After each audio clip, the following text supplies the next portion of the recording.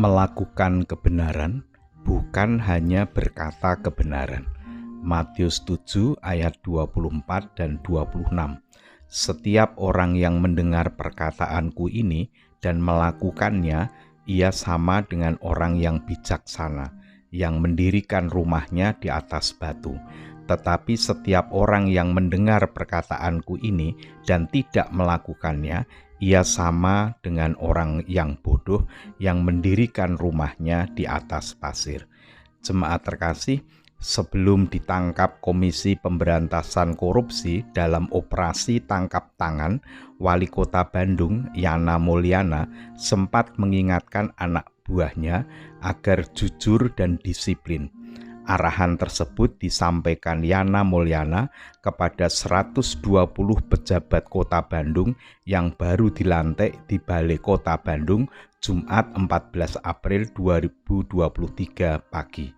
Yana mengungkapkan jabatan adalah amanah, maka para pejabat yang dilantik harus mampu memberikan pelayanan terbaik bagi masyarakat. Selain itu, ia juga mengingatkan aparatur sipil negara secara umum beserta keluarga juga menjalankan pola hidup sederhana dan tidak pamer hidup mewah di media sosial. Menurutnya, hal itu akan menimbulkan antipati kepada individu ASN dan lembaga yang menaungi. Tak lama setelah acara pelantikan pejabat Pemkot Bandung, Yana Mulyana ditangkap KPK dalam operasi tangkap tangan pada Jumat 14 April 2023 sore. KPK menangkap Yana Mulyana terkait kasus suap proyek Smart City pengadaan CCTV dan internet. Kompas.com 16 April 2023. Jemaat terkasih, ironis sekali yang dilakukan Yana Mulyana. Baru saja menasihati bawahannya tentang perlunya hidup jujur, berintegritas, sederhana, dan segala nilai moral lainnya. Namun setelah itu, dia terkena OTT KPK tentang kasus korupsi. Nilai-nilai moral yang dia jelaskan ternyata bertentangan dengan perilakunya. Dia dengan mudah berbicara tentang kejujuran, tetapi kemudian dia ditangkap dengan dugaan ketidakjujuran.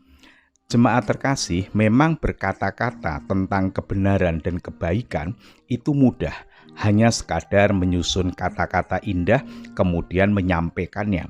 Mungkin karena kepandaian berkata-kata, banyak orang tertarik dan terkesima dengan kata-kata itu. Namun sebenarnya, kata-kata itu hanya sementara saja. Hormat dan ketertarikan terhadap kata-kata hanya sementara. Selanjutnya diperlukan bukti dari kata-kata, yaitu perbuatan nyata. Bukan kata-kata kebenaran dan kejujuran, melainkan perbuatan kebenaran dan kejujuran. Jemaat terkasih, Tuhan Yesus mengajarkan kepada kita agar kita melakukan firman Tuhan, bukan sekadar mendengarkan dan mengatakan. Mendengarkan dan berkata-kata tentang firman Tuhan memang itu baik dan penting.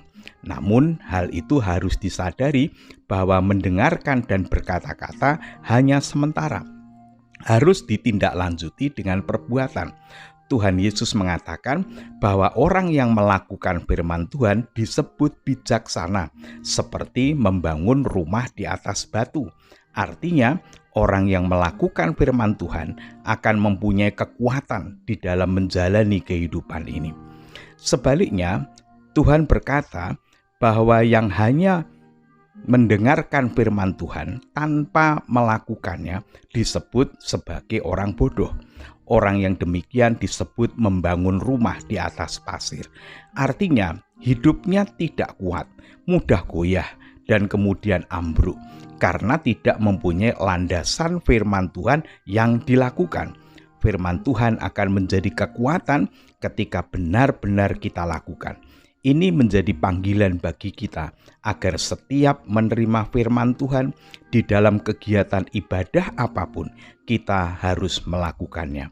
Salam sehat, salam bahagia, Tuhan Yesus memberkati. Mari kita berdoa. Allah yang Maha Kasih, yang kami yakini hadir dan berkarya di dalam Allah Bapa, Allah Anak dan Roh Kudus. Kami bersyukur sebelum kami beristirahat, Tuhan memperkenankan kami menerima dan menggumuli firman Tuhan. Kembali Tuhan mengingatkan agar kami mampu mewujudkan setiap firman Tuhan yang kami terima, setiap firman Tuhan yang kami dengar dan kami baca. Kami berdoa untuk seluruh warga jemaat, kiranya Tuhan senantiasa memberikan kehidupan yang damai dan sejahtera. Kami menyerahkan berbagai pergumulan kehidupan yang kami alami. Ada di antara kami sedang menderita sakit, kiranya Tuhan berkenan menyembuhkannya. Ada yang sedang mengalami duka cita, Tuhan memberikan kekuatan dan penghiburan. Ada yang mengalami beban berat kehidupan, Tuhan berkenan hadir, menyertai, dan menolong kami. Sebentar lagi kami akan beristirahat, kiranya Tuhan berkenan menjagai kami. Jika esok hari Tuhan masih memberikan kesempatan kepada kami untuk melanjutkan kehidupan ini, kiranya Tuhan berkenan memberikan kekuatan kepada kami agar kami dapat menjalani kehidupan ini dengan bermakna. Ampunilah segala dosa kami. Di dalam nama Tuhan Yesus Kristus kami berdoa. Amin.